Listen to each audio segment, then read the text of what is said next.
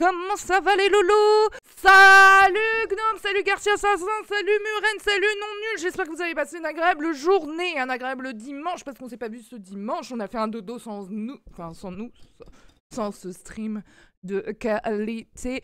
Comment ça va? Écoutez, je suis allée voir le chirurgien dentiste, chirurgien orthodontiste. Parce que j'ai toujours mon problème de mâchoire. Il faut sachez que je ne peux pas ouvrir très large ma bouche.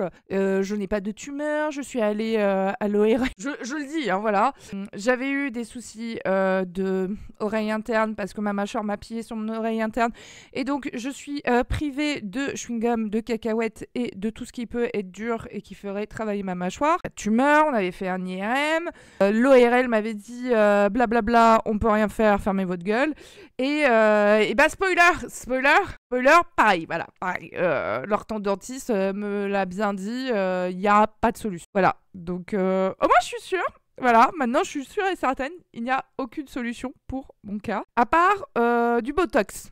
Voilà, coucou Gult, comment tu vas? Tu vas bien? Nickel, bah ça va, juste... Bah en fait, je sais pas si... Attendez, je vous mets en gros ma gueule. Je vous mets en gros ma gueule, voilà.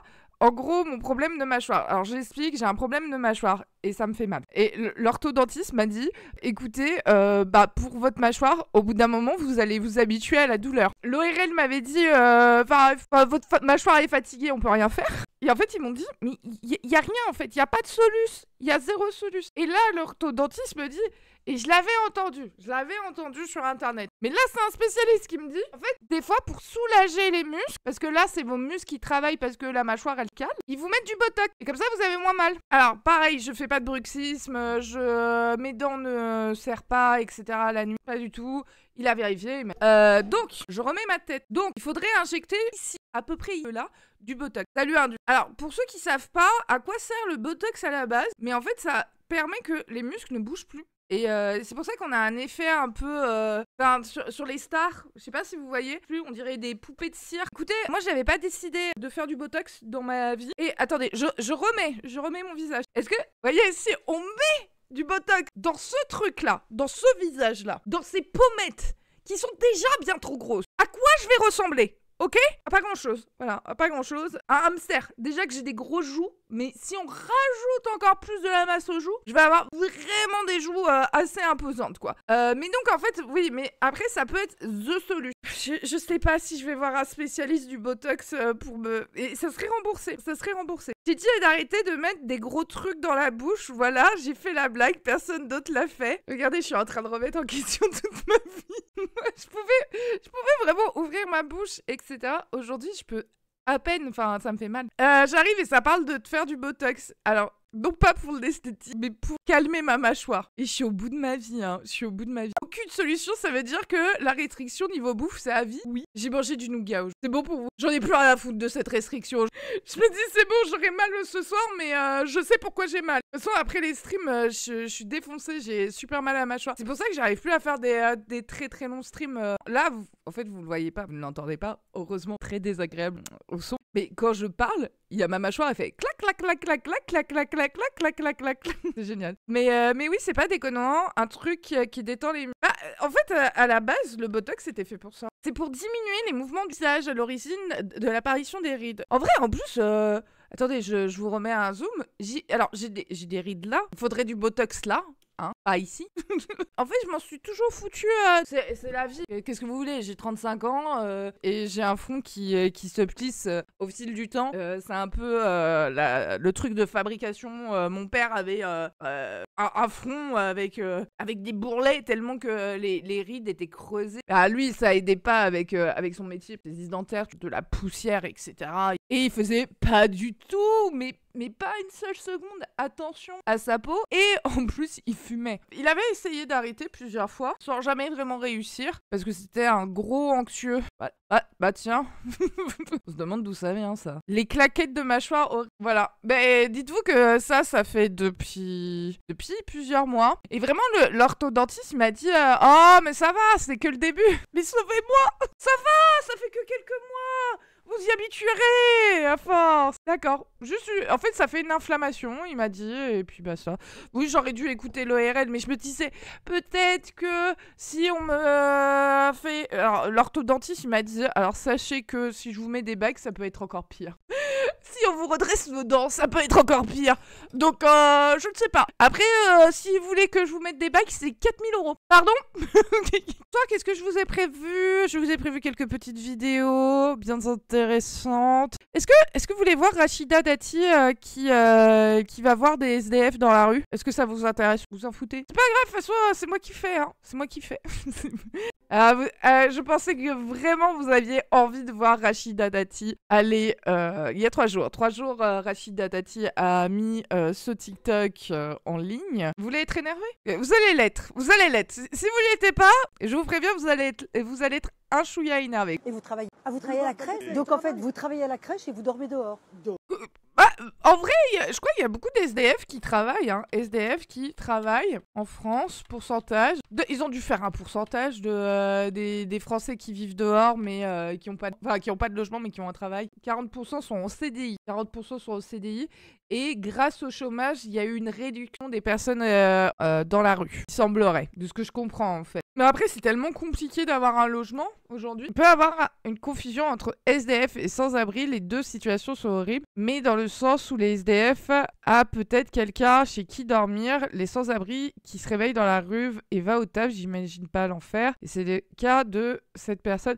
Oui, non, mais je suis d'accord, non nul. Mais souvent, en fait, quand on dit sans domicile fixe, on regroupe les sans-abri et les personnes qui n'ont pas de logement. Et bah, en fait, ça compte aussi les sans-abri. Voilà. Et en fait, ouais, 40% auraient un CDI, tu vois. Donc, ça fait quand même beaucoup, sachant que bah quand tu n'as pas de domicile, c'est compliqué pour aller au travail, pour dormir. Si t'es vraiment dehors, là la personne qui est en train de parler, elle travaille à la crèche. Après, dire qu'est-ce qui est le plus horrible, celui qui est dans la rue, moi je pense que tout le monde mériterait d'avoir un logement. J'ai déjà été à la rue ou hébergé avec un bon taf. Ça peut arriver à tout le monde, hein. Vous êtes plus proche de finir à la rue que de finir Bernard Arnault, hein. Voilà. C'est aussi pour rappeler ça. Vous n'êtes pas riche, vous serez jamais riche comme Bernard Arnault. Voilà. Vous, aujourd'hui, c'est quoi votre vie?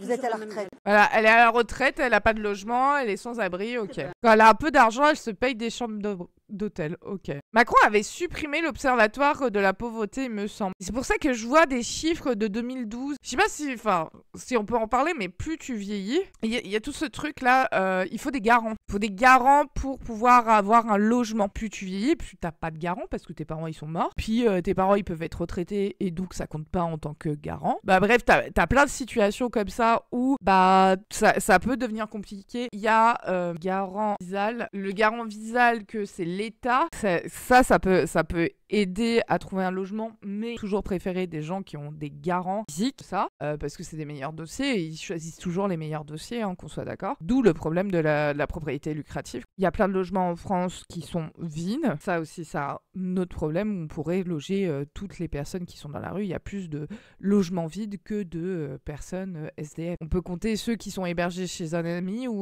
et ceux qui sont vraiment dans la rue. Toutes ces personnes-là, on pourrait les loger, en fait. Et aujourd'hui, en France, on ne fait rien. On n'a rien fait et on n'est pas dans cette dynamique-là. C'est trop grave. C'est vraiment trop grave. Puis les HLM, aujourd'hui, il y a plein d'argent que l'État n'aide plus, en fait, qui n'aide plus à la construction de nouveaux logements, etc. Donc ça devient limite et compliqué. Et pareil, il y a des logements HLM qui deviennent de plus en plus insalubres parce que techniquement, ils n'ont pas l'argent pour pouvoir réparer. C'est clairement une catastrophe. On avait vu pour les personnes immigrées, voilà, on avait vu ça une fois sur un cache investigation à qui profite l'immigration, où on voyait au final que l'État louer des Formule 1 qui étaient désaffectés parce qu'ils étaient pas entretenus et que ils étaient dégradés. Et donc on logeait ces immigrés-là dedans. Ceux qui avaient donné l'argent pour ce projet-là, c'était des sociétés privées. Et en fait, rien n'était fait pour ces personnes qui vivaient dans ça. Il n'y avait aucune réparation, rien du tout.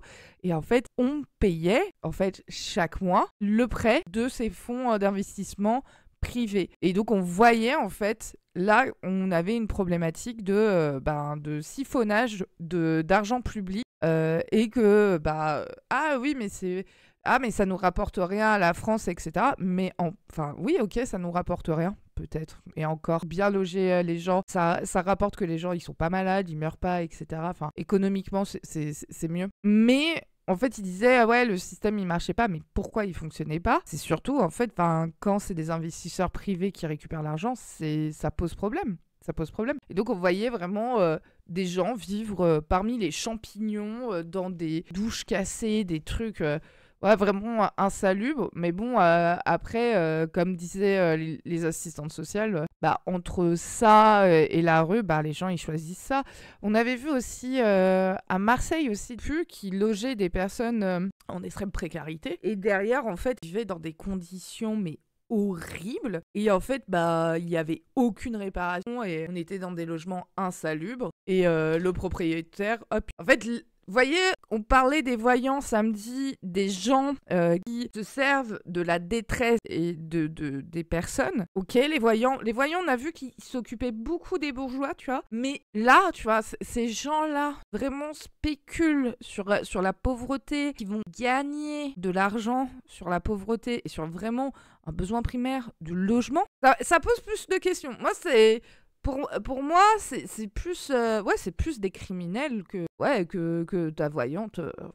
La voyante, elle a volé un bourgeois et voilà. Clairement qu'on parle d'un cas ou de l'autre. J'espère que je vivrai jamais ça. Je comprends que les deux termes soient mis ensemble en soi. Oui, parce que normalement, ça devrait être nul. En fait, on devrait avoir un 0 de SDF nul. Oui, c'est complètement absurde. Et le visage, c'est que pour les étudiants, il me semble... Non, il me semble pas. Il faut avoir un CDD ou un CDI pour avoir la visa. C'est quoi l'intérêt pour les riches de garder leur logement vide? Je comprends pas. Grâce à ça, ça crée une inflation des loyers, sachant que le parc immobilier est souvent en fait exclusivement à un tout petit pourcentage et aux plus riches. C'est une question de possession aussi c'est pas forcément non plus que pour de la spéculation, même s'il y en a toujours de la spéculation. Et comme il y a moins d'offres et plus de demandes, comme en fait ils gardent leurs biens, ça fait monter le loyer. Ouais, et pour les mettre dans un portefeuille d'actifs financiables, les logements vides sont potentiellement plus liquides. Ouais, c'est ça, en fait, ils peuvent aussi le vendre quand ils ont envie. Moi, j'ai pas eu le droit à visa, je suis handicapée. Oui, voilà, il faut un CDD ou un CDI. Voilà. C'est génial, c'est génial. Démerdez-vous. Bon, allez, on retourne avec Rachida, une âme généreuse, bien évidemment, qui va aller discuter avec les sans-abri.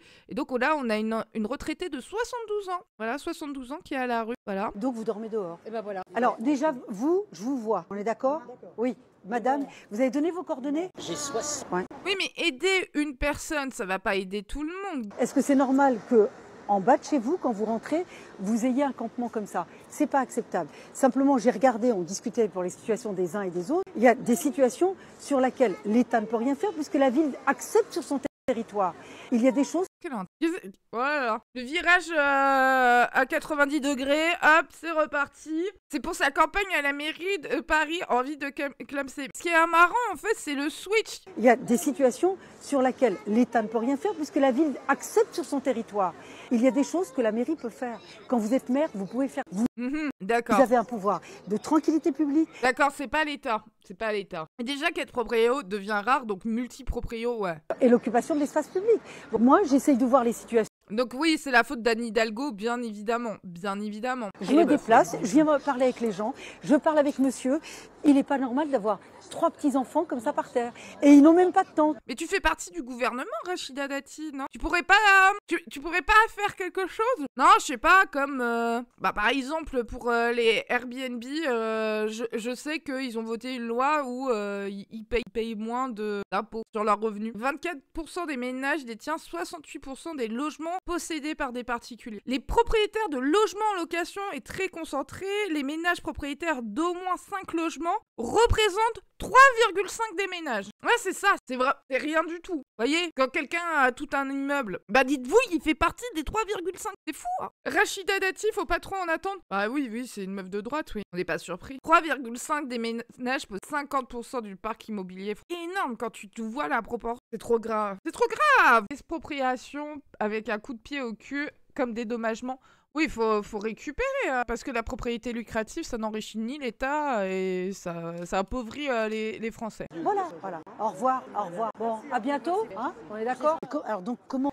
Voilà. Elle a peut-être réglé le cas de ces quelques SDF, mais bon, j'y crois très peu.